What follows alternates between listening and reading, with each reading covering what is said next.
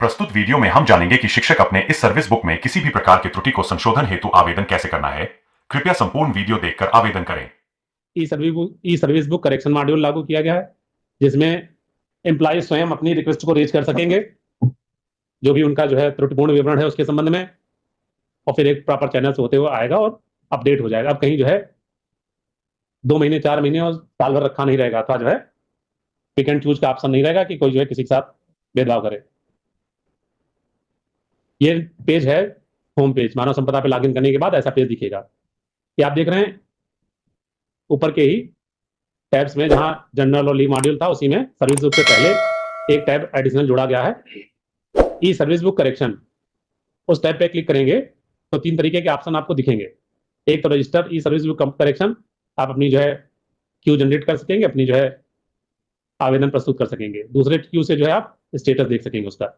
View pending list तो उनके लिए जिनको इसका निस्तारण करना है। तो आपके लिए ऊपर के 2 बटन्स का यूज रहेगा। तो पहले रजिस्टर ई सर्विस बुक करेक्शन, इस पे जैसे क्लिक करेंगे तो हमारे सामने आएगा ये एक डिस्क्रिप्शन बॉक्स खुलेगा। ध्यान दीजिए, डिस्क्रिप्शन बॉक्स में आपको पूर्ण सावधानी से लिख देना है कि मानव संपदा पे मेरा गलत विवरण ये है, सही विवरण ये है। यदि एक से अधिक चेंजेस हैं, एक से अधिक जगह पर चेंज चाहते हैं, तो 1 नंबर ये, 2 नंबर ये, 3 नंबर ये, 4 नंबर ये। गलत विवरण, सही विवरण, गलत विवरण, सही विवरण, ऐसे करके उसको इस बॉक्स में बहुत सारा जो है लिखने का स्पेस दिया गया है। आप आसानी से इसमें लिख सकेंगे। ये आपके ऊपर है, आप हिंदी में लिखेंगे अथवा इंग्लिश में लिखेंगे, दोनों ही भाषाओं में टाइप करने का वहां पर ऑप्शन है। अब जब आपने सावधानी से लिख लिया कि क्या करेक्शन चाहते थे, जैसे जो है इसमें जो आपको उदाहरण स्वरूप दिखाया गया, उन्होंने तो एक पॉइंट में इनका जो है डेट ऑफ बर्थ और जो है डेट ऑफ बर्थ के आधार पर जो है इनका डेट ऑफ बर्थ और जो है रिटायरमेंट डेट करेक्शन करानी थी, तो उन्होंने बता दिया हमारा ये गलत है, तो ये लिख दिया जाए। ऐसे ही आपका जो इशू होगा, चाहे रनिंग लैंग्वेज में लिखें या जो है आप गलत विवरण सही विवरण अगर ज्यादा है तो आप उसको उस तरीके से प्रस्तुत कर देंगे, थोड़ा सा स्पेस प्रॉपर देंगे जिससे डिफ्रेंशिएट हो सके। फिर क्या रहेगा कि इसमें डॉक्यूमेंट अपलोड करने का ऑप्शन दिया गया है। फाइल तो पीडीएफ ही अपलोड होगी, लेकिन उस पीडीएफ में 3 बिंदुओं पर आपके साक्ष्य जरूर जो है उपलब्ध रहें।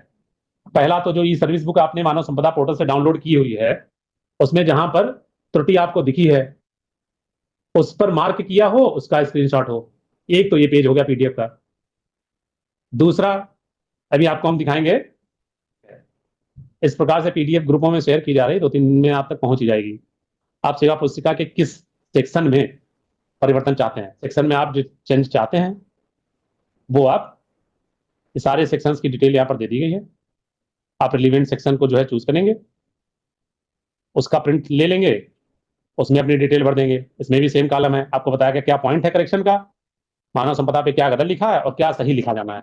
ऐसे ही आपको वहां पर भी लिखे जाने कहा गया था। फिलहाल आपको जिस भी सेक्शन में करेक्शन चाहिए, इसमें डिटेल्स लिखी हुई है सारी, उस वाले पेज का भी जो है प्रिंट आउट पे उस पर भी डिटेल भर के एक पेज इसका होगा। चाहे सेक्शन ए हो गया आपका पर्सनल इन्फॉर्मेशन, बी हो गया एड्रेस इन्फॉर्मेशन का, सी हो गया एम्प्लॉय की इनिशियल ज्वाइनिंग, मतलब पहली बार जब ज्वाइन किया था। नेक्स्ट डी हो गया एम्प्लॉय के एजुकेशन डिटेल्स का, ई में हो गया एम्प्लॉय की फैमिली इन्फॉर्मेशन जो भी बात कर रहे थे हम लोग, एफ में हो गया एम्प्लॉय के ट्रेनिंग की डिटेल, फिर नेक्स्ट एम्प्लॉय के लोन डिटेल, फिर एच में आ गया उसका एम्प्लॉय की सर्विस हिस्ट्री। सर्विस हिस्ट्री के कई पेज हो सकते हैं, जितने आपके संबंध में नौकरी में जो भी कुछ हुआ, ज्वाइनिंग, इनिशियल ज्वाइनिंग से लेकर के और रिटायरमेंट तक की, चाहे आपको कोई दंड मिला हो, आपको इनाम मिला हो, आपको एसीपी मिली, आपको चयन वेतन मिला, आपको प्रमोशन मिला, ये सारी एंट्रीज में आती है। सर्विस हिस्ट्री के कई सारे पॉइंट्स हैं, तो सर्विस हिस्ट्री में कोई गलत डिटेल है तो यहाँ पे सारे लिखे हुए पॉइंट्स इस वाले पेज को लेके चलेंगे। फिर प्रीवियस पोस्टिंग हिस्ट्री, पीछे के जो है आपके कार्यरत कार्यालयों के बारे में कोई गलत डिटेल है तो सेक्शन जी को भरेंगे, उसमें ज्वाइनिंग रिलीविंग की डिटेल्स हैं। नेक्स्ट है आपका जो है लीव डिटेल इन्फो में कोई करेक्शन है तो ये है सेक्शन आई। फिर सेक्शन एल में आपके डिपार्टमेंटल प्रोसीडिंग के संबंध में कोई गलत एंट्री चढ़ी हुई है, कुछ गलत डिटेल चढ़ी हुई है। सेक्शन जे आपका नॉमिनेशन डिटेल है, जो नॉमिनी बनाते हैं अपने फैमिली मेंबर्स को, उसकी डिटेल है। फिर सेक्शन के है कोई आपको अवार्ड मिले हों। नेक्स्ट है अपलोड डॉक्यूमेंट वाले सेक्शन में कोई चेंज करना है एंट्री में। ये सारी चीजें हैं। ऐसे जिस जिस भी सेक्शन में चेंज आप चाहते हैं उस सेक्शन का नाम भी ऊपर वाले इस वाले जिसकी बात कर रहे थे हम लोग, हमारे कमेंट बॉक्स में आपका लिखा रहना चाहिए।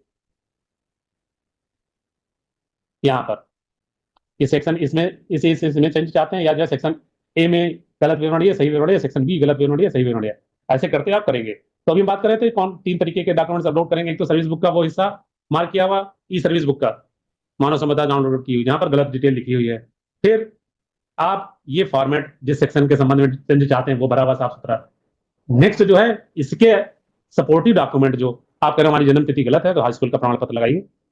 आप कह रहे हैं हमारी ये रिलीविंग गलत है, इस डेट में हमने ज्वाइन किया था, ज्वाइनिंग का जो है प्रमाणित प्रति अपलोड करिए। तो कुल मिला के जो 3 तरीके के डॉक्यूमेंट अपलोड करने हैं, वो एक से लेकर कितने भी पेज हो सकते हैं, परंतु वो पीडीएफ एक ही होगी।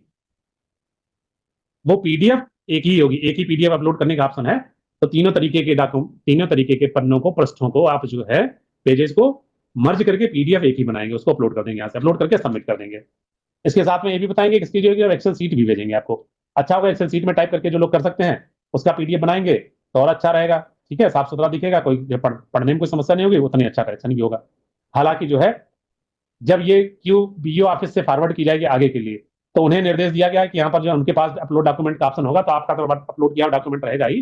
बीओ ऑफिस के लिए ये निर्देश दिया गया कि वो यहाँ पर एक्सेल सीट में डाटा को अपलोड करेंगे, जिससे आपका सही विवरण आ सकेगा। लेकिन आप खुद ही अगर जो है टाइप्ड डेटा को पीडीएफ में बना के, मतलब उसका प्रिंट नहीं निकाल के टाइप्ड डेटा का ही पीडीएफ बनाएंगे, तो कम मेमोरी में रहता है और उसकी विजिबिलिटी अच्छी रहती है, तो जो है काम करने वाले को आसानी रहेगी। खैर, अब आपकी रिक्वेस्ट जो है पूरी हो गई, सबमिट करते ही अगले लेवल पे चली जाएगी। आपको जो है रजिस्ट्रेशन नंबर एक मिलेगा, उसको आपको नोट कर लेना फ्यूचर के लिए, क्योंकि कहीं और दिखेगा नहीं। फिर आप जो है अपने जो जो आपने जो है ये रेज की थी, या अप्लाई किया था आपने कि हमारा करेक्शन कर दिया जाए, उसका स्टेटस देखने के लिए वहीं होम पेज पर ई सर्विस बुक करेक्शन में सेकंड ऑप्शन पे क्लिक करेंगे, व्यू स्टेटस। इस पे जब आप क्लिक करेंगे तो पूछ रहा है कैसे देखना है उसको, आईडी नंबर डाल के या मंथ ईयर, या तो आपको मंथ याद हो तो वो दिखे, ठीक है, या आईडी डालें। इसलिए आईडी नोट करना जरूरी था। अब आईडी नंबर उनकी 5 थी, यहाँ पे 5 डाल के सबमिट किया।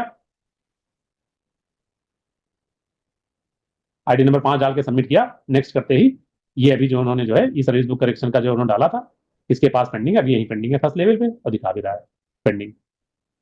जब ये जो है डिस्पोज हो जाएगी तो डिस्पोज स्टेटस दिखने लगेगा और आप अपने मानव संपदा पर लॉगिन करके ई सेवा पंजिका डाउनलोड करेंगे, आप देखेंगे कि आपका करेक्शन उसमें हुआ मिलेगा। यहीं पर बताना है कि अलग अलग लेवल पे आपको बताया था ना एसएमएस आते रहेंगे, तो बहुत जरूरी है कि आपका जो है मोबाइल नंबर मानव संपदा पोर्टल पर लेटेस्ट और एकदम सही हो। सही होगा तभी मैसेज प्राप्त होगा, नहीं नहीं प्राप्त होगा। और मानव संपदा पोर्टल पर अपना जो है मोबाइल नंबर अपडेट करने का ऑप्शन एम्प्लॉय के पास, नेक्स्ट उस पे आते हैं हम लोग, आ गए थे यहाँ पे स्टेटस देखने पे। दूसरे तरीके से स्टेटस देखने के लिए search with month and year, तो मंथ चुना, ईयर चुना, सबमिट करेंगे तो भी वही क्यू खुल के आ जाएगी, क्या स्टेटस है। जिनकी जो है डिस्पोज हो चुकी, डिस्पोज दिख रहा, और जो इन्होंने मांगा था करेक्शन, वो अपना जो है अपने मानव संपदा की सर्विस बुक डाउनलोड करके उसमें चेक कर सकते हैं कि हो गया अथवा नहीं। अगर नहीं हुआ है तो आवेदन करते समय आपको दोबारा जब आवेदन करेंगे तो यहाँ ये भी पूछा जा रहा है कि previous reference number if any, यहाँ पे डाल देंगे तो देखा जा सके कि किसी ने गलत निस्तारण बताया था कि निस्तारण हो गया। तो ये सुविधा भी यहाँ पर दी गई है, ऐसा नहीं कि कोई गलत निस्तारण डिस्पोज कर दे। तो इतना सारा ये हमारा था।